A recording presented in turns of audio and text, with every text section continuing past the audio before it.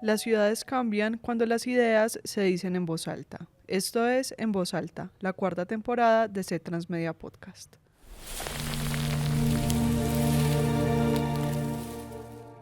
En este episodio hablamos con Diana Castellanos Pardo, médica y neuróloga, una de las encargadas de llevar arte al Hospital Universitario de Caldas.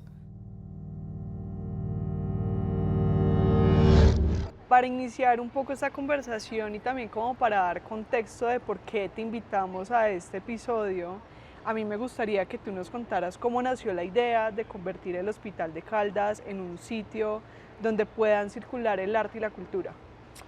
Bueno, yo siempre he sido muy antisistema, entonces yo realmente nunca tuve la idea de que esto pudiera pasar,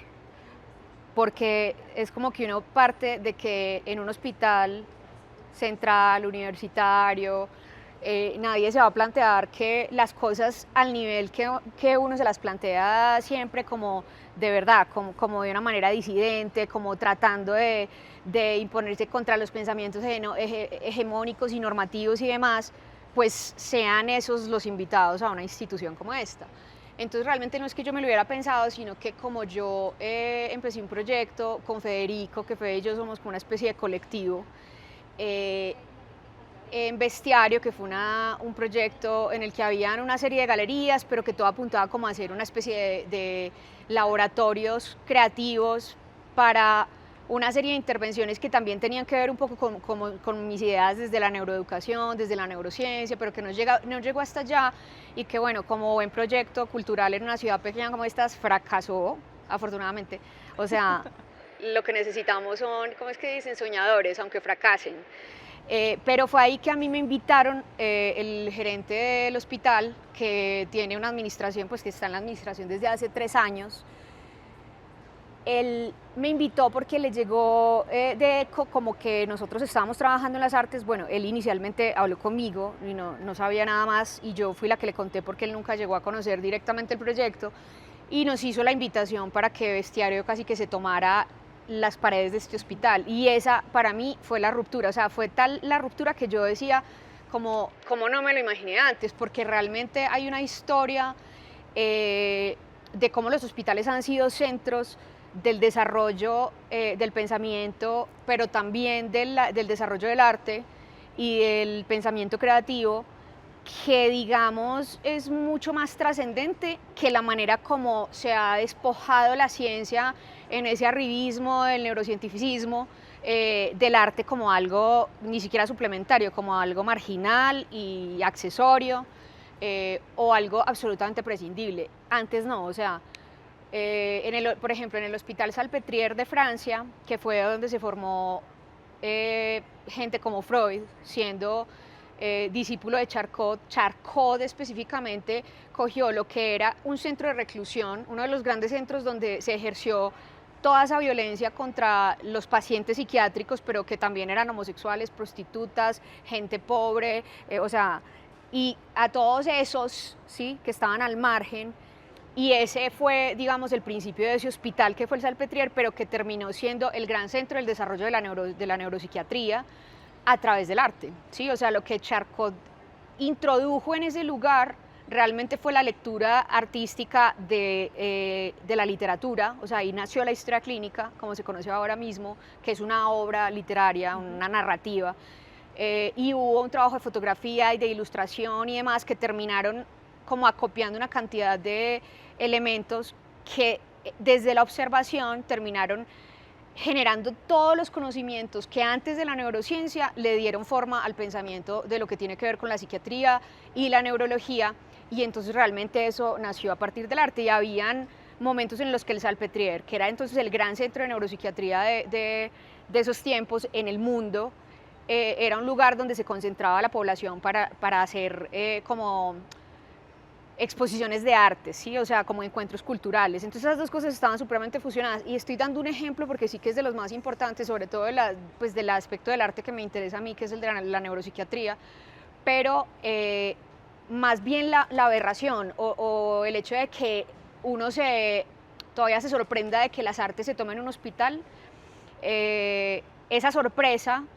es más bien ilegítima porque realmente eso era lo que pasaba por norma y lo que pasó después de que la ciencia creyó que se podía resolver todo a través del conocimiento científico, todo, ¿sí? Que todas las otras formas de conocimiento eran prescindibles, es que efectivamente se omitió eso que realmente es fundamental. O sea, yo creo que me estoy adelantando mucho, pero es como que en el pensamiento divergente, en la creatividad, en la imaginación, en lo que se llama la imaginería la imaginería fantástica, que era como le llamaban los hombres del medioevo, o sea, Da Vinci, por ejemplo, es donde nace finalmente y donde se dinamita la ciencia cuando tiene que romper los paradigmas que están fundados para que la ciencia progrese finalmente. Entonces, siempre han estado absolutamente ligadas. Quiero aprovechar este contexto que nos estás dando para preguntarte qué pierde la medicina cuando deja por fuera el arte. ¿Qué ha pasado en este proceso cuando la ciencia dijo yo puedo resolver todo sola? ¿Qué se ha perdido? Pues mira, es que la paradoja es esta. En este momento hay muy pocas cosas ocultas, aunque casi todas. O sea, el momento en el que la matemática y la física se dio cuenta de que realmente había una incertidumbre en el centro, o sea, entre más se conocía la materia, más sombras se generaban sobre ese conocimiento, y entonces entró en juego todo lo que tiene que ver con la mecánica cuántica, con el principio de incertidumbre, con cuestiones que tienen que ver con el indeterminismo total en el centro de la materia. Es ahí donde se ve el gran hueco que hay al intentar entender todo a través de la ciencia. Entonces, si uno está hablando, digamos, de la ciencia en relación con el cerebro humano y con el conocimiento y la mente, el 90% de lo que subyace a la conciencia no está como al alcance de nuestra conciencia, o sea, no está al alcance de lo evidente, que es lo que tú puedes narrar a través de un diálogo como el nuestro en una consulta de 25 minutos. Entonces, cuando tú dices, bueno, ¿y cómo interpretar todo eso otro que hay, que realmente es, o sea, tan auténticamente el ser y el individuo y la enfermedad y el dolor, cuando eso es el gran universo oculto de los seres humanos y la punta del iceberg es lo que tú me dices conscientemente cuando dices, bueno, ¿y qué te pasa? Entonces, en la medicina específicamente no hay facilidad de acceder a ese universo del ser humano, porque además es que difícilmente en el momento actual, con toda la mercantilización de la ciencia y de la medicina, es que tampoco hay tiempo, porque el tiempo es dinero para cualquier especialista. Si tú te gastas 2 minutos estás perdiendo plata, y si te gastas 10 y te gastas 20 estás perdiendo dinero, porque entre menos tiempo uses para ver un paciente, más dinero estás ganando, ¿sí? Y la verdad es que esa mercantilización pues opera en el imaginario de la mayoría de los especialistas que yo conozco, desafortunadamente.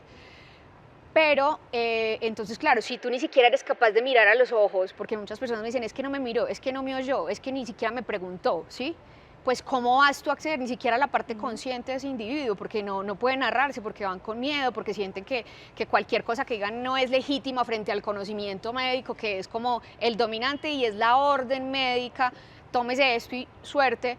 Entonces yo creo que se llegó a través de ese mercantilismo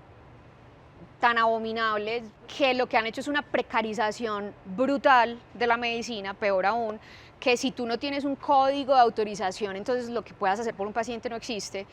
Entonces la reducción es absoluta. Entonces sí que hay una cantidad de inocencias y arribismos y arrogancias que hacen que los médicos crean que eso es suficiente. Los pacientes ya no apelan a eso, ya no apelan a esto es una orden médica, me lo voy a hacer y me lo voy a tomar, y por la razón que sea, que no la entiendo y no sé tampoco qué es lo que tengo. Entonces imagínate la distancia que empieza a tomar en el universo de lo humano el ejercicio de la medicina específicamente, como para pensar en que haya alternativas por las cuales uno puede llegar más profundo a esos individuos y a esos relatos y a esas historias y a esos seres que hay ahí, que para mí es la manera de hacerlo es a través del arte. O sea, es el arte la que finalmente pone en diálogo todos esos elementos del universo inconsciente, ¿sí? De la subjetividad más profunda de los seres, y ahí en esas experimentaciones donde finalmente se tienen que encontrar los alivios, no con el protocolo, la guía de práctica clínica de una enfermedad, ¿sí? Cuál es el medicamento, sino cuál es el ser que subyace a esa enfermedad, qué es lo que hay ahí detrás, para realmente poder hacer un enfoque y entender realmente cuál es el bienestar y cuál es la salud que ese paciente necesita, ¿sí? Y romper, o sea, lo que yo digo, el arte dinamita los paradigmas científicos, incluso por esta razón, o sea, nosotros empezamos a trabajar con un determinismo ya como fundado en que ya está todo claro, ya está todo hecho, todo se conoce, y entonces tú practicas la ciencia a través de una serie de protocolos, ¿sí? Muy esquemáticos. Pero sí que hay una formación, sobre todo en los países europeos, muy fuerte y muy rigurosa de profesionales que están formándose en las artes para impactar sobre las enfermedades. Entonces, cuando tú dices que se pierde la medicina, es que no se lo puede perder, es que si se lo pierde es un acto de ignorancia, ¿sí me entiendes? No se lo tiene por qué perder, como si es que esto te puede beneficiar un poquito, no, es que hay que ponerlo en el centro, pero muchos no se han dado cuenta de eso todavía. Entonces, por eso es raro que de repente digan, uy, ¿cómo que hay arte en un hospital? Pues claro, si hay un lugar donde se tenga que conversar y dialogar desde el universo simbólico del arte, es en el lugar donde estamos al límite entre la vida y la muerte, donde está el dolor humano y el miedo y la fragilidad en el punto máximo de expresión, y es ahí donde las personas tienen que encontrar un lugar para comunicarse con esos interiores profundos que son como la materia oscura del individuo, y poder interpretar de otra manera las cosas. Y al final, cuando uno oye las historias de los pacientes, se da cuenta de que definitivamente sí que esos diálogos están ahí. Antes nosotros no tenemos tiempo y no hemos hecho la producción, digamos, o el ejercicio de recoger esos relatos, pero seguro que eso está impactando permanentemente. Yo tenía una pregunta que quería hacerte, y era sobre qué pueden expresar los pacientes a través del arte que no pueden hacer en una consulta. Y Sí. es justamente esto, como lo que te entiendo es que el arte también es el lenguaje o la forma de llegar al inconsciente y a estas cosas que no simplemente no se pueden decir porque no se quieran decir, sino porque no se conocen. Sí, pero yo quiero hacer un énfasis en una cosa, y es que no es el inconsciente de la más o menos metafísico del psicoanálisis, ¿sí? Porque es como que uno podría creer en eso, como cree en Dios. No, eso es algo que está entendido desde la neurociencia ya, ¿sí? O sea, la cantidad de contenido de la mente que está ahí en un proceso de incubación, que es inaccesible a nuestra conciencia de nosotros mismos, es un universo absolutamente prodigioso, ¿sí? Entonces, si uno no tiene la manera de comunicarse con eso, sí, porque de alguna manera cuando hablan del psicoanálisis y de ir al inconsciente y entonces de hacer terapia de diván y tal, muchos ridiculizan eso y dicen, bueno, y eso además es para la gente de clase alta y tal, y por eso es que nosotros necesitamos poder empezar a democratizar la manera como se crea sin que tú necesariamente seas artista. Nosotros tenemos muchos ejemplos porque sí que venimos trabajando desde la feria de cine con proyectos en los que nos damos cuenta de que el hecho, por ejemplo, de elaborar una narrativa desde muchas lecturas, o sea, desde la fotografía, intervención de fotografía, ilustración, trabajos, por ejemplo, de bitácoras que hicimos con grupos de trabajo como Ciudad Impresa, con los que hicimos además un proyecto acá, y hicimos un proyecto con Ciudad Impresa que ya habíamos hecho con chicos de colegios, y con los chicos de colegios nos dimos cuenta de que afloraba una cantidad de energía ahí como, no, ¿cómo te lo digo? Como oculta, ¿sí? Hasta el punto de que muchos cortometrajes de esos que se hicieron a través de esas bitácoras inicialmente, como explorando las narrativas profundas desde muchos lenguajes y que terminaron en un guión y en un cortometraje, terminaban haciendo que una persona que estaba en una depresión profunda pusiera de manifiesto que realmente estaba en una transición de género, ¿sí? A través del cortometraje. O que, por ejemplo, una chica que era una asesina en serie en potencia se diera cuenta de que era una persona absolutamente creativa, hiciera un trabajo de stop motion y después relatara así, no, yo lo único que quería era matar a las personas que me humillaban, a las personas que me hacían sentir mal, que me tenían enferma, hasta el punto de que ella dejó de comunicarse con los otros seres humanos y solamente les contestaba a través del celular porque había renunciado a la humanidad. Y ese documental permitió eso, o sea, imagínate, y esa niña nunca fue a que le dijeran, oye, sí, estás un poco enferma. No, o sea, entonces de alguna manera eso fue muchísimo más importante y tomó un tiempo mucho más amplio de exploración. O sea, 6 meses después la chica todavía no hablaba y finalmente habló el día que fue, hizo la exposición del cortometraje y les dijo, ustedes me devolvieron la voz, o sea, ustedes hicieron que yo o sea, resurgiera de toda esa especie de penumbra, de todo ese abismo, a través de ese proceso creativo. Entonces imagínate si tú trasladas eso aquí, donde está el centro de verdad de la enfermedad en su máxima expresión, ¿sí? O sea, los pacientes más complejos que salen de la UCI con adicciones después de haber estado a punto de morir, y uno dice, ¿y van a volver? Pues van a volver si no, realmente no hay otro proceso de trabajo que no sea como, bueno, y que te va al psiquiatra por allá en 6 meses, porque lo último que quieren es ir a un hospital que en este momento funciona como un centro de reclusión del siglo XIX. O sea, no hay allá arte, no hay creación, no hay diálogo, los pacientes están recluidos, y entonces uno diría, es que así tendría que ser, como lo estamos haciendo en este hospital, así tendría que ser en todos los hospitales del mundo, y sobre todo en esos que están funcionando de esa manera. Entonces, es urgente que nosotros empecemos a hacer esos procesos de laboratorio creativo para que las narrativas de las personas se amplíen y uno pueda entrar más directamente a trabajar sobre la salud de los otros, que no es solamente como la salud psiquiátrica, porque a partir de ahí están todas las otras enfermedades expresadas.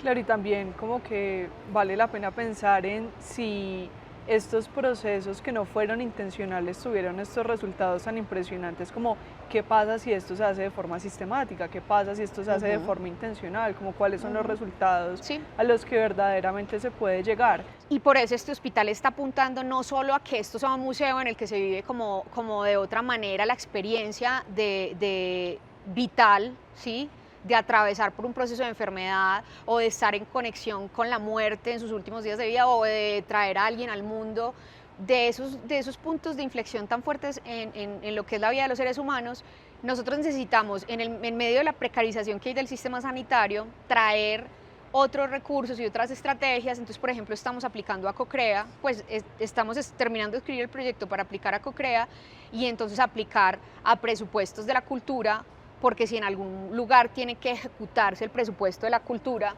es en un hospital, ¿sí? Lo que decía yo, sí, ya sé, no es solamente que esas personas que están atravesando por esas crisis, esas grandes crisis y esos grandes puntos de inflexión de la vida tengan una experiencia distinta a través de lo que es un gran museo, de encontrarse con esos elementos simbólicos, de esos colores, de esas formas que generan otros diálogos en la subjetividad de ellos, sino también de que esos procesos de exploración se hagan de manera dirigida, con profesionales que estén formados de una manera pues muy sensible para que esos procesos se den, y también, digamos, para que otros proyectos como los proyectos de la neurorehabilitación cognitiva, que no es algo que exista como muy fundamentado en la mayoría de los hospitales donde se hace neurología, se haga a través de las artes, que eso obviamente amplía muchísimo la posibilidad de que sea como que eso tenga más impacto. Y yo me devuelvo un poco porque lo que iba a contar es que ese proyecto de lenguajes a través de la bitácora creativa, que después lleva a un trabajo audiovisual, lo hicimos con maternas. Y la verdad es que es tremendo, porque uno aquí diría, pues cuando uno entra a este hospital, yo creo que la gente dice, no, este hospital pues es como un poco de lujo, ¿sí? Pero aquí llega la gente más vulnerable del departamento. Entonces, nosotros encontramos maternas que están absolutamente solas,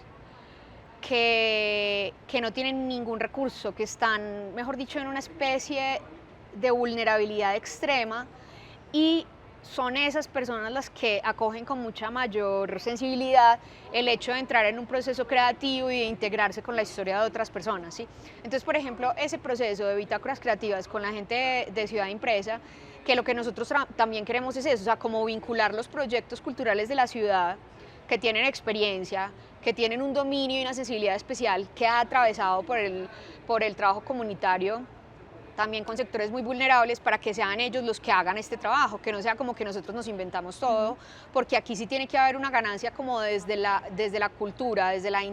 interseccionalidad, desde la multiculturalidad, para que esos procesos sean más profundos. Entonces ese trabajo se hizo con estas chicas y claro, los resultados son muy bonitos, o sea, los diálogos entre ellas, la manera como esos relatos cambian totalmente la experiencia. Y de hecho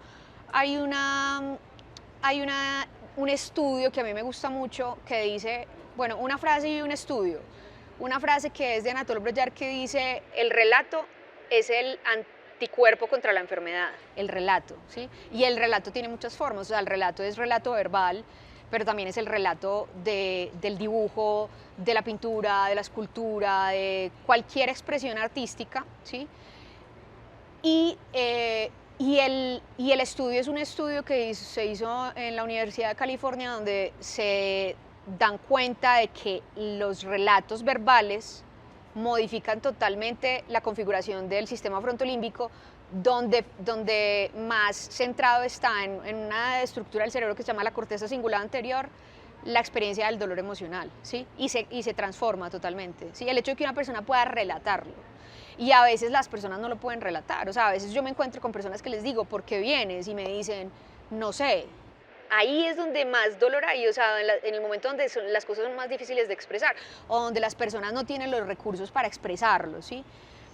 Entonces, es hasta allá, o sea, el relato solamente, el relato simple, que es lo que te digo que de lo que carece cada vez más la experiencia de la medicina,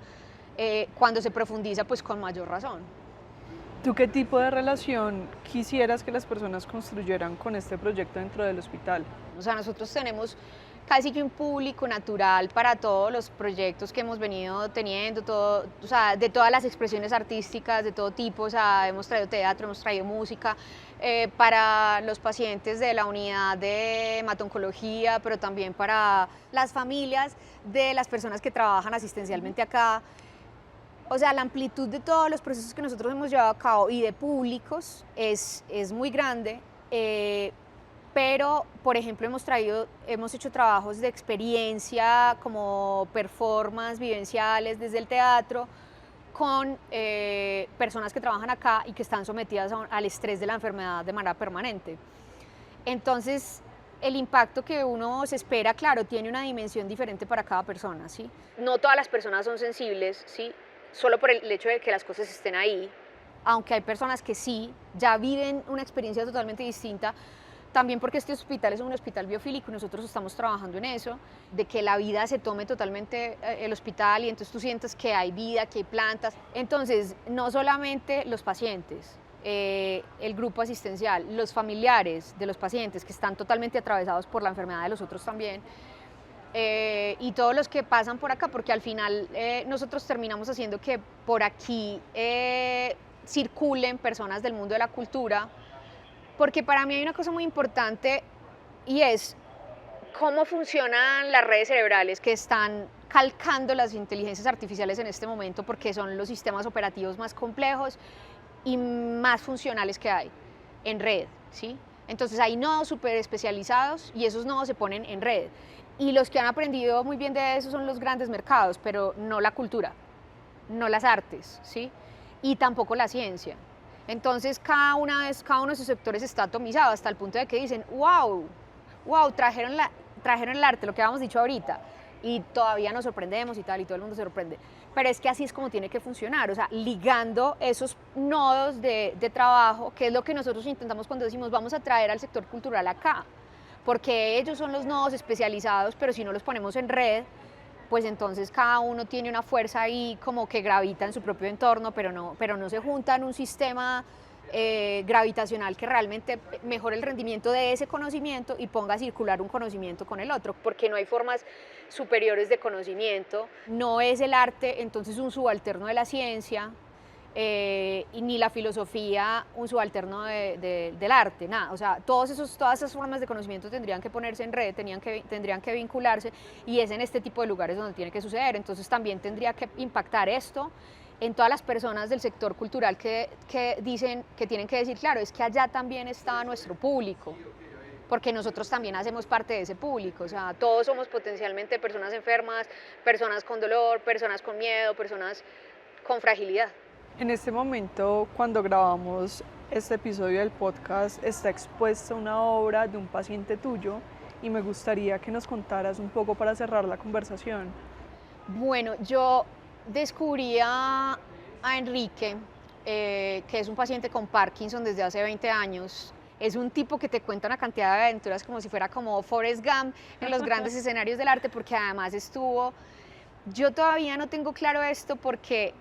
lo hemos ficcionado, además que yo le induje una psicosis. Explícanos un poco cómo funciona Esa es eso. la parte más linda de todas, porque hay un medicamento que es fundamental en el tratamiento que él tuvo, después de haber sido muy maltratado en Estados Unidos, prácticamente no tenía tratamiento durante 15 a 20 años. Él estaba ya en una situación de discapacidad severa y un momento donde se fracturó, vino a Colombia porque él es de Colombia, a pesar de haber viajado y vivido siempre en diversas partes del mundo. Y cuando se fracturó acá, porque ya no era capaz ni de caminar, yo decía como que cada paso era un abismo para él, porque en el nivel de rigidez que tiene un cuerpo con Parkinson sin tratamiento, es como que no hay la capacidad de responder, ni siquiera de dar un paso en una especie de contexto natural, como para que algo se te ponga de por medio, pues lo que haces es caerte al suelo, y se fracturó la cadera y tuvo que quedarse acá, y entonces al tener que quedarse acá, pues terminó descubriendo primero un tratamiento digno para el Parkinson, o sea, él realmente nunca había sido tratado por neurología, y pudo volver al arte, o sea, él pudo volver a pintar porque él lo dice, yo llevaba 15, 20 años sin pintar, pero pudo volver a pintar, y cuando volvió a pintar, él mismo dice que ahí hay otro temblor, pero es un temblor que también viene como del volcán, del tremor volcánico, de los paisajes y de los atardeceres de esta ciudad, o sea, como que fue para él un prodigio siempre pensar en irse de esta pequeña ciudad provinciana y recorrer el mundo, pero lo mejor fue volver, y es como que este es el mejor momento de su vida, pero también porque fue de alguna manera redescubierto por la neurología y porque fue redescubierto sensiblemente por personas que dijeron, pues lo que yo quiero es irme ya a conocer tu arte, y entonces termina la neuróloga de él en su galería personal. Yo creo que eso no hubiera sucedido nunca si no soy yo la que lo veo y yo la que copio el celular y me voy y lo llevo a bestiario, y entonces él se enamoró de mis esculturas y las expuso en su galería, y entonces nosotros fuimos y recogimos una cantidad de obras que él tenía metidas una cantidad en unas cajas. Entonces nosotros en la galería de él, que era un apartamento pequeño por aquí en la avenida Santander, vimos unas obras fascinantes, pero cuando él empezó a sacar y a sacar bocetos, bueno, bocetos no, o sea, pinturas de hace 40 años, ¿sí? Y de hace 50 años, y nos contó que había trabajado en uno de los laboratorios gráficos de Aguafuerte, de grabado de Aguafuerte de Dalí en Barcelona. Pues terminamos descubriendo ahí un mundo como del universo del surrealismo que está fundado también en que él hizo una cantidad de experimentaciones, por ejemplo tuvo experiencias con psilocibina, y entonces él me lo confesaba después, como que no habría vivido ese efecto adverso de un medicamento que puede suceder, que son las alucinaciones, con la apertura con la que lo hizo, que yo estaba fascinada. Yo dije, es el primer paciente que me agradece porque lo puse a alucinar, porque los otros lo que hacen es decir, quíteme eso, por favor, que están apareciéndome arañas en el techo. Y él estaba feliz y decía, es que yo voy a coger un pomo de la puerta y aparece como un escarabajo, y mis esculturas se movían. Entonces yo le dije, no, tienes que hacerles un video, por favor. Entonces, pues nos hicimos muy amigos, y realmente yo creo que es todo ese conjunto, un buen tratamiento para una enfermedad que es tan compleja y que muchas veces incluso en los escenarios de la neurología no es totalmente del todo bien tratada, porque a veces se reduce un poco por el tiempo de consulta el manejo a lo que se supone que es la enfermedad, que es un trastorno del movimiento, cuando en realidad son muchas otras cosas, ¿sí? Y hacer eso desde la historia personal del paciente lleva a que uno identifique todo el potencial que hay ahí, o sea que para mí fue más un descubrimiento, no como que él tuvo la suerte de que yo lo viera y lo aliviara, sino de que yo tuve la suerte de encontrar en un paciente que estaba totalmente recluido en un Parkinson, en un síndrome rigido-acinético severo, en una oscuridad y en una bruma y una depresión brutal, descubrir a ese gran artista que no habría tenido ni fuerzas para abrir esas cajas y mostrarnos sus obras, que hubiera podido morir ahí ya, porque él ya pensaba era en venir a Manizales a morirse, y que está en el mejor momento de la historia de su carrera como artista. O sea que es súper bonita, esa historia es muy bella. En el link de la descripción de este episodio vamos a dejar las imágenes para que puedan verlas, las imágenes de la exposición de las que nos estás hablando. Sí. Diana, muchas gracias por aceptar esta invitación, gracias por contarnos de este proyecto tan increíble y tan valioso que tú junto con Federico Zapata están dirigiendo. Y con la invitación y la apertura fascinante y magnífica de nuestro gerente, que de verdad fue el que nos abrió la puerta y hizo que todo esto fuera posible, porque de verdad ha sido, pues para mí esa fue la gran revolución, o sea, de verdad, uno sentirse como el revolucionario, cuando no nos imaginábamos nosotros, y fue otro el que vino y dijo, necesitamos que ustedes entren acá. Yo siempre lo menciono a él porque pues él está ocupado en muchas otras cosas, pero pues me parece que es el gran gestor, Juan Felipe Valencia. Entonces, bueno, no, con todo el amor seguiremos acá trabajando por esto y espero que cada vez hayan más cosas por contar y que esto sea cada vez más grande. Las ciudades no cambian solo con infraestructura, cambian con ideas que se hacen proyectos. Entra a transmedia.ucaldas.edu.co y conoce cómo desde C-Transmedia podemos acompañar tus proyectos de ciencia, tecnología, educación, arte y diseño.